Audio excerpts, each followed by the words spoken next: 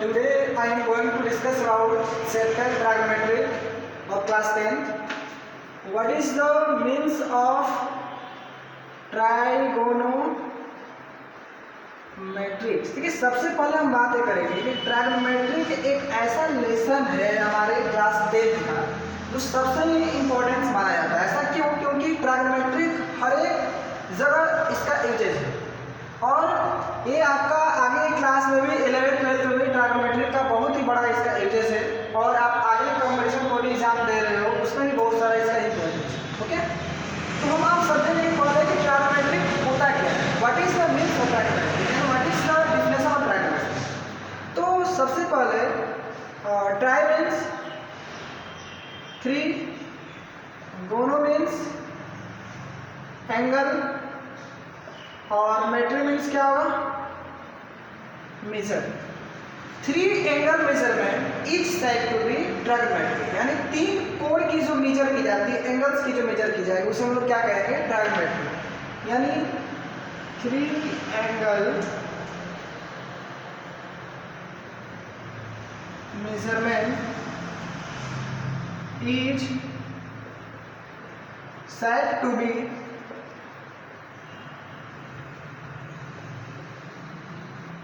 B trigonometric. इसमें always एक right angle triangles का यूज किया जाएगा। ए बी सी, ए आपका this is right angle triangles. अगर थीटा यहाँ पे डिनोट किया जा रहा है तो ए हो जाएगा पी, ए हो जाएगा बी और इसके सामने वाला हमेशा एच होगा और ए जो होगा आपका यही राइट एंगल ट्रायंगल है। ए आपका ए बी सी, ए आपका यहाँ पे राइट एंगल, इसके सामने वाला एच और थीटा अगर यहाँ पे लिख रहे हैं तो ए हो जाएगा पी और ए जो वन साइड बच गया वो आपका हो जाएगा डी। ठीक है, इसमें आपका अकॉर्डिंग टू पाइथागोरस थ्योरम एक आपका रिजल्ट है कि H square is equal to T square plus B. H is equal to क्या होगा? Under T square plus B square.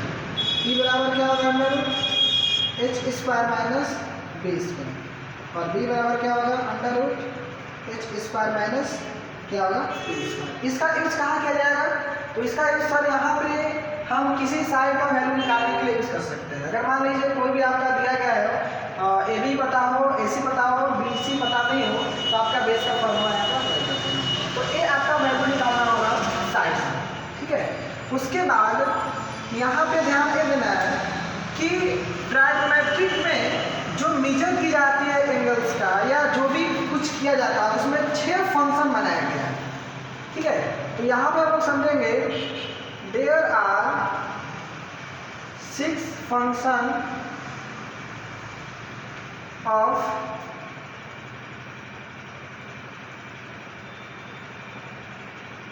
Trigonometric. यानी ट्राइगोनोमेट्री में कितने फंक्शन होते हैं? 6 फंक्शन होते हैं। पहला का फुल नेम साइन और इसी को बोला जाएगा साइन थीटा। दूसरा को कोसाइन, इसे बोलेंगे कॉस थीटा और तीसरा जो होगा टेंजेंट टेन थीटा और चौथा जो होगा कोसेकेंट कॉसेक थीटा और पांचवा जो होगा सेकेंट सेक थीटा और जो छठा होगा कोटेंजेंट, इसे हम लोग बोलेंगे कॉट। ठीक है, इसमें ये ध्यान रखना होता है कि जैसे ये आपका लिखा गया है साइन थीटा तो एक कभी भी साइन क्रॉस थीटा नहीं लिख सकते। इस साइन का मतलब होता है मेजर और थीटा का मीन्स क्या होता है? एंगल। जो एंगल्स का मेजर किया जाएगा उसे हम लोग क्या कहेंगे? ट्राइगोनोमेट्रिक कहेंगे। ठीक है, अब इसमें टॉपिक है ट्राइगोनोमेट्रिक रेशियो। ये आपका 8.एक्सरसाइज 8.1 का जितना भी सारा क्वेश्चन है वो इसी से बनेगा। एनसीईआरटी का जो भी क्वेश्चन है वो ट्राइगोनोमेट्रिक रेशियो से ही बनेगा।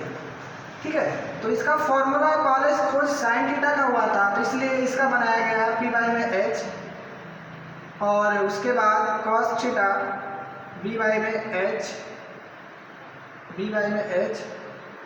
और टेन थीटा पी वाई में बी। इसी का रेसिप्रोकल जो साइन का होता है वो होता है कॉसेक थीटा। रेसिप्रोकल यानी इसको उल्टा कर देंगे एच वाई में पी कर देंगे, और इसका जो रेसिप्रोकल होगा वो सेक थीटा होगा, इसको कर देंगे उल्टा एच वाई में बी कर देंगे रेसिप्रोकल, और इसको करेंगे कॉट थीटा, इसको करेंगे बी वाई में क्या करेंगे पी करेंगे। ठीक है, इसको याद करने का एक शॉर्टकट ट्रिक है, यानी वह है पंडित बद्री प्रसाद हमारे में क्या हर बोल। ठीक है, ये फर्स्ट लेटर्स को हम लेंगे बस, ओनली फॉर फर्स्ट लेटर्स। ये सबसे पहले किसका खोज हुआ था साइन थीटा, उसके बाद कॉस, उसके बाद टेन। तो साइन थीटा क्या होगा पी वाई में H, cos theta B Y में H, tan theta P Y में क्या होगा यहाँ पे बी होगा।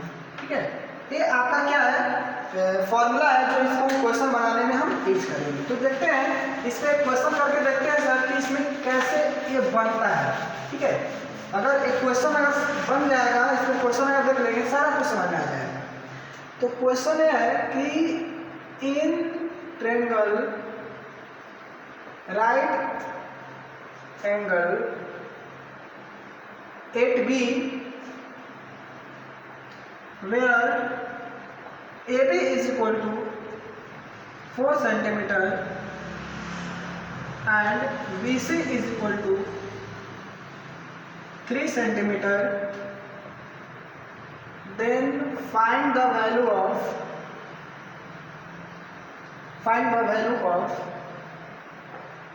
sin A cos A ऐसे। ठीक है, दो ही वैल्यू करना है।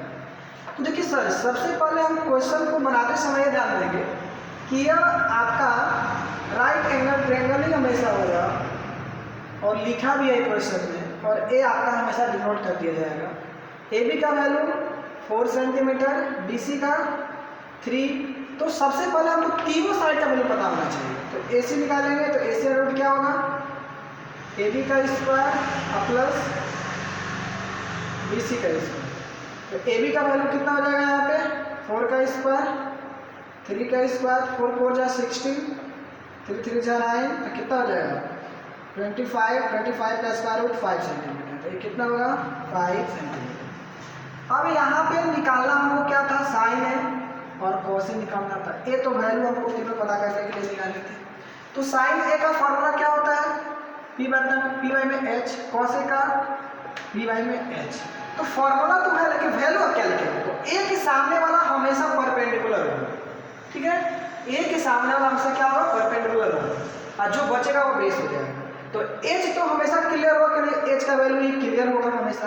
तो बी का वैल्यू कितना हो जाएगा, यानी ए के सामने वाला पी, तो पी का यानी कितना हो जाएगा 3 बाई में यानी कितना 5 आंसर हो जाएगा। अब ए के सामने वाला ए आपका पी हो जाएगा, पी कौन सा होगा 4, तो कितना हो जाएगा 4 बाई में 5। ऐसे एनसीईआरटी का क्वेश्चन आप लोग का ऐसे ही बनेगा, और जो भी क्वेश्चन आप बनाएंगे इसी पैटर्न पे बनेगा। ठीक है, मेन इसमें क्या ध्यान देना होगा कि एंगल के अकॉर्डिंग जो दिया गया है वो पी कौन सा होगा, बी कौन सा होगा, एच कौन सा होगा, बस यही आपको चीज़ समझना होगा। Thank you for watching.